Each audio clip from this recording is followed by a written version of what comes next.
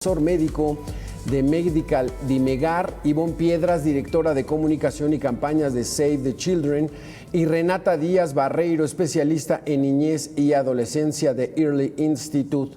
¿Cómo están? Pues bueno, feliz Día de Reyes, y es inevitable, Ivonne, comenzamos contigo, que en la actualidad los niños pues ya no piden aquellos juguetes tradicionales, sino teléfonos celulares, tabletas, videojuegos, pantallas, computadoras, y eso, ¿cómo lo podemos dimensionar? ¿Esta es una realidad, Ivonne?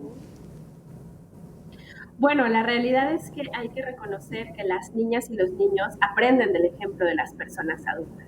Si las niñas y los niños están viendo que papás, mamás y personas adultas alrededor están todo el tiempo conectados al celular, o que bien usan el celular como un mecanismo para poderlos entretener y jugar con esos aparatos, pues evidentemente como consecuencia vamos a tener niñas y niños que demandan celulares o pantallas para su entretenimiento. Y algo clave y fundamental que se tiene que promover desde todo el desarrollo y acompañamiento de papás, mamás, tíos, primos, abuelos, es recordar la importancia de la convivencia, porque las cosas buenas suceden en la vida real. Y esta convivencia implica que nos tomemos el tiempo para jugar con las niñas y los niños y para compartirles todos estos juguetes que pueden desarrollar su potencial y que están alejados de las pantallas. Si tenemos un mundo adulto pegado a las pantallas, evidentemente como consecuencia vamos a tener niñas y niños pegados a las pantallas y queriendo desarrollar su vida a través de estos dispositivos. Renata, ¿cómo ves esta situación? Coincido con Ivonne. La realidad es que esto vemos que está cada vez escalando más, cada vez es mucho más fácil que a la menor provocación se le da una pantalla a una niña, niño o a un adolescente, y eso está sustituyendo diversas acciones, actividades que teníamos antes, ¿no? Entonces, prácticamente estamos centrando el desarrollo en dos ámbitos, en la cuestión, digamos, auditiva y visual, pero estamos sacrificando partes del desarrollo de niñas, niños y adolescentes, como puede ser el desarrollo cognitivo, refiriéndonos a aprendizaje, a lenguaje, o también pudiéramos observar, por ejemplo, el desarrollo socioemocional, porque al final estar conviviendo con pantallas hace que nos perdamos de una convivencia real, social, con nuestras familias e incluso también con otras niñas y niños, que es fundamental para el desarrollo humano. Entonces, sí, ciertamente creemos que es un problema que va en escala y que, pues bueno, hay medidas que debemos tomar para poder mitigar un poco los riesgos y los daños que están teniendo niñas, niños y adolescentes con este tema. Oliver García, ¿qué opinas de esta situación? Inevitable, son los nuevos tiempos, y estos nuevos papás, pues bueno, ya son papás que traen ya un camino andado en las nuevas tecnologías. Hola, buenas tardes a todos. Sí, justo me gustaría desde el punto de vista médico tocar dos temas principales. El primero es que el uso excesivo de pantallas en pacientes jóvenes puede generar que se miopice más el ojo. ¿Qué significa esto? Que son niños que van a usar lentes desde más jóvenes y que van a estar aumentando su graduación cada vez más progresivo. Y algo que pasa en los adultos, que se veía muy poco en niños y que cada vez se está viendo más, es algo que se llama ojo seco. Nosotros cuando estamos platicando en una conversación normal, o en caso de los niños que están jugando afuera en la calle o que están expuestos a otro tipo de actividades, tienen un parpadeo más o menos de 10 a 15 veces por minuto.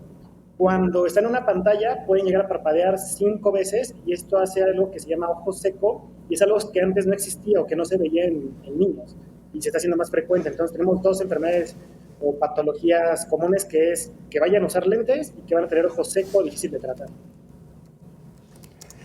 Ivonne, esta es una realidad que ya no podemos negar.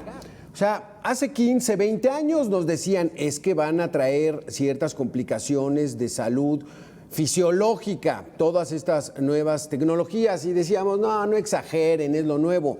Pero ahí están, y finalmente la gente que trabajamos mucho con la computadora tenemos esta dolencia, este padecimiento del ojo seco, y pues los niños no se atienden.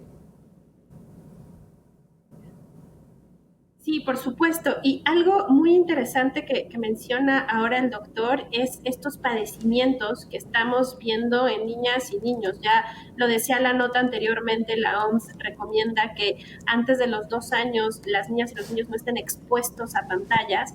Inclusive menciona que entre los 5 y los 17 años la recomendación máxima es que estén expuestos a 2 horas.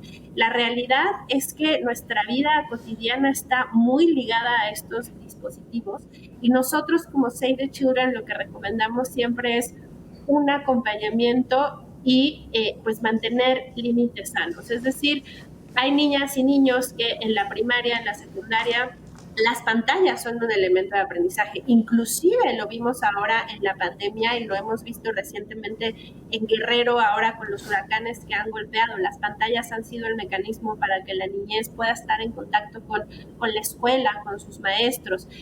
Pero eso no quiere decir que lo usemos como un mecanismo desmedido en donde la solución para que los niños estén tranquilos es darle una pantalla. Todo lo contrario, ¿no? Nosotros que somos las personas adultas responsables de su proceso de crecimiento y de crianza, tenemos que manejar estos límites y decir, bueno, probablemente lo usamos para la educación en este momento y a lo mejor tal vez para que puedan ver una película o divertirse, pero sí establecer esos límites para no aumentar esa exposición y no afectarles, digamos, en su vida adulta. Y nosotros como adultos también ponernos límites en el consumo de contenidos a través de pantallas. Recuerden, nosotros enseñamos con el ejemplo. Exactamente, porque entonces es limitar de alguna manera el tiempo, Renata, y también pues inscribir a los niños a alguna actividad formal, ¿no? De deporte o de actividad artística, ¿no? Eso también pudiera ser bueno para pues que estén en lo que tú decías, esta falta de relaciones sociales que estamos teniendo con los niños. Sí, totalmente. Creo que tocas un punto muy importante y es que sí hay cosas que podemos hacer para poder contrarrestar, digamos, el efecto de las pantallas, ¿no? Y muchos de los estudios justamente se centran en el contacto con la naturaleza. La realidad es que ya hay estudios que prueban que si las niñas y niños, si aumentamos, digamos, esta exposición a la naturaleza para niñas y niños, se ha visto menores efectos en obesidad, menores efectos en depresión, ha reducido esta parte de calidad visual, que es la que tendría que ver con miopía, también con calidad de sueño e incluso también con déficit de trastorno de atención. Entonces, creo que realmente, aunque sí, digamos que como bien decía la doctora Ivonne, que realmente las pantallas sí nos ayudan en la parte del aprendizaje, de educación, también podemos hacer estas actividades, digamos, para contrarrestar un poco, para que las niñas y niños vuelvan a tener un poco de estimulación temprana que contribuya realmente a su desarrollo y que con ello tengamos además todos estos efectos positivos, porque al final también las niñas y niños lo que hacen es aprender cuando están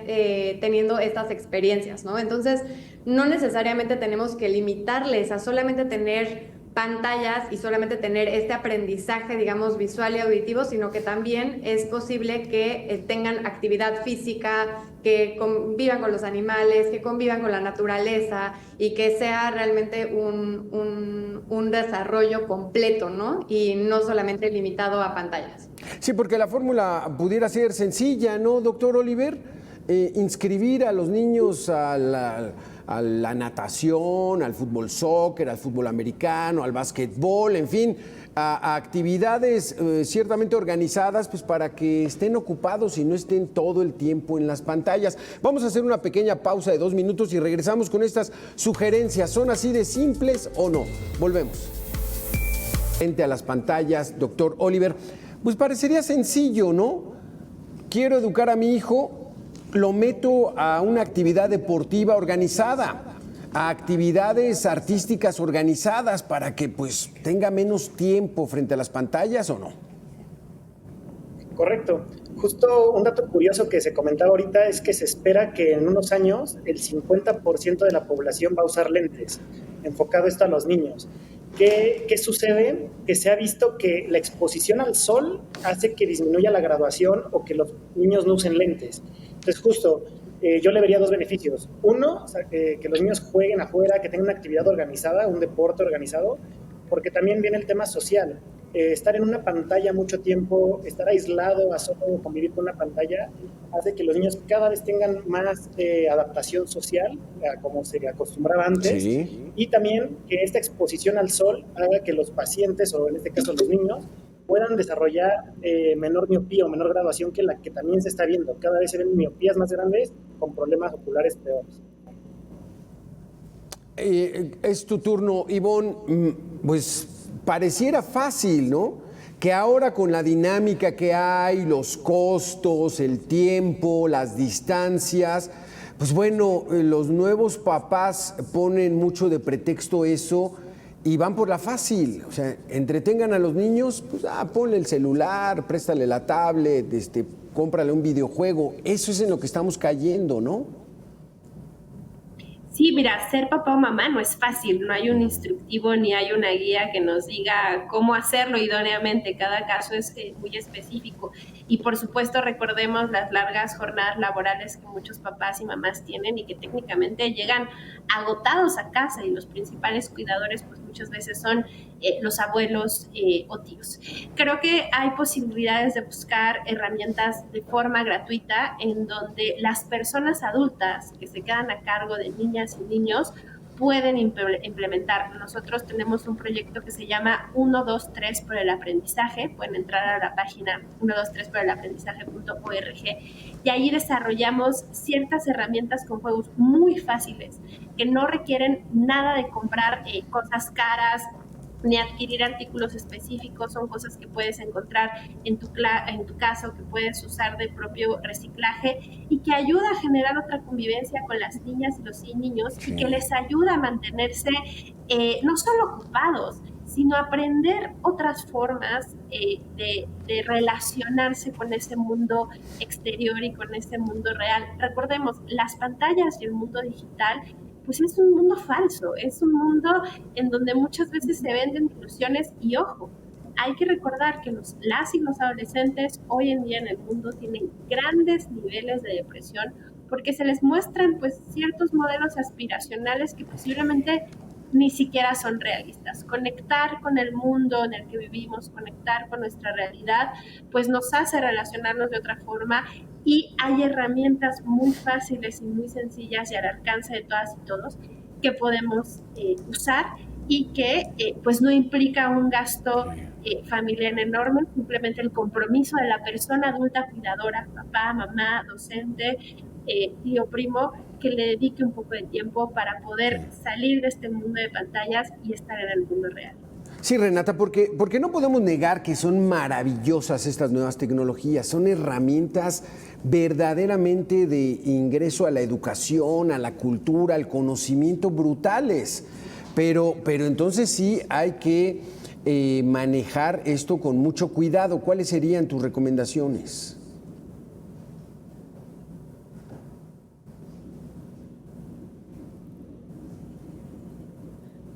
Disculpen, aquí desde Early Institute nosotros quería mencionarles que tenemos un proyecto que se llama Alumbra y básicamente se centra en estas prácticas de crianza necesarias para la prevención de violencia en niñas, niños y adolescentes. Nuestro proyecto, pues lo que busca es básicamente tratar de, por una parte, reducir, sí, las horas que estamos dedicando a pantallas, limitar las edades también a la que se les da una tableta a las niñas y niños y que estas, digamos, permisos que van teniendo poco a poco niñas y niños sí vayan aumentando conforme van creciendo, pero también que tengan un buen acompañamiento por parte de sus padres, ¿no? Y para esto, una de las cosas que nosotros tenemos es fundamental, son los 5 pasos, digamos, para prevenir, que lo que nos ayuda es a enfocarnos en una alfabetización digital por parte de mamás y papás y cuidadores, es decir, que nosotros sepamos perfectamente cuáles son como los riesgos o cuáles son las herramientas que podemos tener para que niñas y niños no caigan, sobre todo en estas factores que menciona también Ivonne respecto a la depresión, a ansiedad, ¿no? Por parte de los dispositivos móviles. Y en ese sentido pueden encontrar en nuestra página 5 pasos para prevenir la violencia contra niñas, niños y adolescentes, entre los cuales se encuentran conocer y hablar con nuestros hijos sobre los riesgos que tienen Internet. El segundo, mantenernos involucrados en su mundo digital. El tercero, conocer con quién se conectan. El cuarto, usar controles de privacidad y seguridad. En línea con esto, contratos, por ejemplo, en nuestra casa para saber cuántas horas les vamos a permitir a nuestras hijas e hijos tener los dispositivos móviles y a qué hora, ¿no? Y también nosotros guiar con ejemplo y no necesariamente prohibir, pero sí poner los controles necesarios para mantenerles seguros en la parte del mundo digital y pues también que no se expongan de suficiente tiempo a pantallas, ¿no? Y por último, bloquear y reportar si algo no nos gusta, si personas nos están incomodando. Entonces, claro, todo eso lo pueden encontrar en nuestra plataforma Alumbra MX/protégelos. Y es que es la seguridad de nuestros hijos. Todos estos puntos que destacas, Renata, pues son para cuidar a nuestros pequeños. Vamos a hacer una segunda y última pausa de 2 minutos. Regresamos con este tema que está muy interesante para saber cuáles son, ya nos dijiste, ojo seco, pérdida de la vista, vamos a usar lentes, pero ¿qué otros efectos físicos y mentales puede traer el exceso de utilizar estas nuevas tecnologías? Volvemos con nosotros en estos consejos y en estos señalamientos muy importantes que están haciendo, porque hoy, Día de Reyes, muchos niños pidieron su celular, su tableta, su videojuego, pantallas, muchas horas frente a las pantallas. Oliver, ya nos decías, ojo seco, pérdida de vista, o sea, vamos a tener niños con astigmatismo, con miopía. ¿Qué otro asunto? Artritis, la joroba, porque todo el mundo va ahí agachado viendo el celular, y los padecimientos psicológicos, emocionales o mentales, Oliver. Correcto. De hecho, muchas veces pensamos solo en el tema visual o los padres solo se enfocan en este tema, pero no. El que más me gustaría destacar es el tema del neurodesarrollo. Una buena calidad de visión y una buena visión de un paciente va muy de la mano con el neurodesarrollo. ¿Qué significa neurodesarrollo?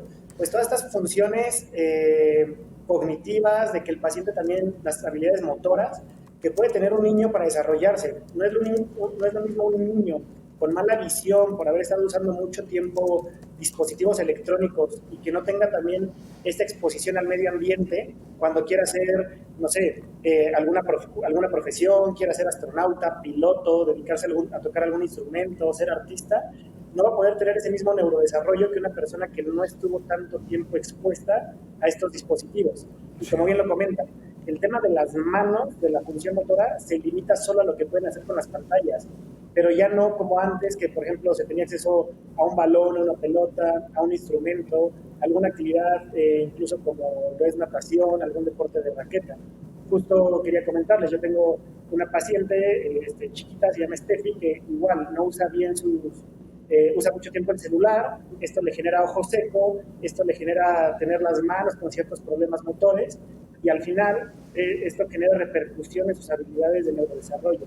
Entonces sí, no solo es enfocarse en el tema de la vista, no solo es el tema de, ok, no veas la pantalla a cierta distancia, sino cuánto tiempo va a descansar el niño, cómo lo va a complementar con otras actividades, cómo va a poder estar cambiando de diferentes ambientes, incluso entre pantallas podría generar ahí algunos tiempos entre cada tipo de pantalla, y que se exponga más al medio ambiente de un deporte regulado, al medio ambiente de tocar un instrumento, de estar en alguna actividad artística, y no solo en las pantallas.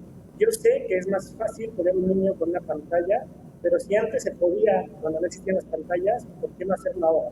Ahora sí usarlo como una herramienta que ayude en la educación, que ayude a ciertos aprendizajes, porque también es importante para no sacarlos de contexto, pero estar regulados. ¿Cuánto tiempo al día? ¿En qué momentos? ¿A partir de qué edad? Y también me gustaría agregar que es importante que todos los niños tengan una primera revisión oftalmológica para ver que los dos ojos se desarrollen igual. Muchas veces tienden a compensar con el ojo más sano y el otro ojo no está viendo bien. y esto hace que cuando los pacientes o los niños ya crecen un poquito más, se dan cuenta que realmente un ojo no estaba viendo bien y ya no es tan fácil rehabilitar esa visión, ni ese neurodesarrollo. Es que, Ivonne, lo que dicen desarrollo neurodesarrollo para los niños. Aquí está el asunto de que los nuevos papás pues ya son víctimas, por así llamarlo, del uso excesivo de nuevas tecnologías. ¿Cómo romper eso, Ivonne? ¿Cómo tratar de romper esa sinergia cuando ellos pues todo el día, los papás todo el día están pegados al celular? Sí, algo muy importante y que menciona el doctor y me encantaría retomar es el tema del neurodesarrollo. Nosotros como seres humanos tenemos algo llamado corteza prefrontal y esta corteza prefrontal en nuestro cerebro nos ayuda con todo el tema de la atención, la concentración y los impulsos. Hoy en día, si se dan cuenta, tenemos muchos problemas de atención porque las pantallas nos distraen bastante. Y la corteza prefrontal pues se va desarrollando conforme a los años y se estimula con la luz, sonidos, movimientos. Claro. Es decir, un bebé se estimula con la luz del día o con la luz de la casa, con los sonidos que hay en la casa, con el movimiento que ve de papá o mamá. Y esto es como muy fundamental para pues, poder desarrollar una corteza prefrontal sana. Si niñas y niños lo que están teniendo es una pantalla, pues la pantalla es luz, sonido y movimiento. Entonces, para ellos su referencia del desarrollo de estas habilidades va a ser a través de una pantalla. Y eso es muy importante que lo tengamos pues en cuenta como papás, mamás y personas adultas, porque las pantallas están pues afectando este desarrollo de esta parte de nuestro cerebro fundamental que nos ayuda mucho en la vida adulta. Por supuesto, todos necesitamos esta concentración, esta atención, este control de nuestros impulsos. Y nosotros que hemos crecido con todo este desarrollo y esta revolución tecnológica que nos ha tocado, pues tenemos que ser conscientes y responsables respecto a cómo usamos los dispositivos y cómo acompañamos este proceso de pues el uso de los dispositivos en nuestra vida cotidiana. Yo estoy segura que muchas papás, mamás y personas adultas hoy en día que nos están escuchando dicen, híjole, sí, estoy cansado y fastidiado de estar en el celular, me duele el cuello porque estoy agachado, porque estoy con los hombros. Es cosa de que nos tomemos tiempo y reflexionemos y tomemos distancia para generar otras formas de convivencia. Ojo, no quiere decir que estén mal, simplemente tenemos que establecer estos límites. Sí, porque Renata, era lo que platicábamos, o sea, sí es una entrada al conocimiento, todas estas nuevas tecnologías, el internet, pero, por ejemplo, si no hacen actividad física de manera ordenada, no pueden desarrollar la coordinación. Y es tan importante el desarrollo de un hemisferio como del otro, la natación lo logra, los ejercicios lo logran, o incluso la música, ¿no? La gente que aprende un instrumento desde niños, pues bueno, están trabajando eso que les va a beneficiar a futuro, Renata. Sí, completamente. Pues creo que por una parte es muy relevante visibilizar que las niñas y niños están sufriendo, digamos, de distintas maneras, porque una parte que no nos hemos adentrado es también a la salud mental. Y esto está teniendo severas consecuencias en niñas, niños y adolescentes. Lo que está pasando es que cuando nosotros observamos, digamos, un video, por ejemplo, en YouTube, y quizás dejamos a niñas y niños chiquitos viendo videos en YouTube, pensamos que todos estos videos pudieran estar de contenido educativo, ¿no? Pero existe el algoritmo que te va llevando cada vez a otras cosas y podemos terminar también en contenido que no sea apto para niñas y niños, como contenido violento, ¿no? Sexual. Y esto también se va metiendo, digamos, en este desarrollo que están teniendo niñas y niños. Entonces, no solo es que no se están desarrollando de manera adecuada, sino que también las niñas y niños están siendo expuestos a contenido que no es apropiado para su edad. Esto para las niñas y niños más chiquitos, pero cuando van creciendo, por ejemplo, poco a poco se van metiendo más y más al mundo de las redes sociales, y esto también hace que tengan otros efectos, ¿no? Que pueda haber bullying a través de redes sociales, sí. Que pueda haber también que compartan, por ejemplo, imágenes o videos de contenido sexual, y esto también puede llevar a que tengan depresión, que tengan ansiedad, que haya aislamiento y muchos otros efectos y consecuencias de estar en pantallas, ¿no? Y como están dentro del celular, hay veces que nosotros no nos logramos dar cuenta. Entonces es un momento en el que, por ejemplo, niñas, niños y adolescentes viven esto pues muy solas, muy solos, y definitivamente tiene consecuencias en el rendimiento escolar, pueden tener miedo, impotencia, incluso hay casos a los que han llevado al suicidio. Entonces también mantener esto en mente. Adelante. Nos queda un minuto. Oliver, o desarrollan un egocentrismo absoluto. Uno lo ve en las redes sociales y la gente se vuelve verdaderamente egocéntrica. Cualquier movimiento lo quieren dar a conocer y exponerse. ¿Eso también es alguna patología emocional o no? Un minuto, Oliver. Correcto. De hecho, dos cosas para terminar. La primera es, tienen poca tolerancia a la frustración, que es algo importantísimo. Y segundo, tienen recompensa inmediata. No les gusta un video, cambio y tengo inmediatamente otro que sí me puede gustar. En un videojuego puedo ponerlo más fácil, puedo ponerlo sencillo, y estas son habilidades que a futuro van a complicar su vida tanto laboral como personal. Muchísimas gracias, Oliver, Ivonne, Renata, muy interesantes sus conceptos, y es el futuro, son nuestros niños, hay que atenderlos. Muchísimas gracias por haber estado con nosotros aquí en Mega Noticias. Aquí vamos a hacer una pequeña pausa.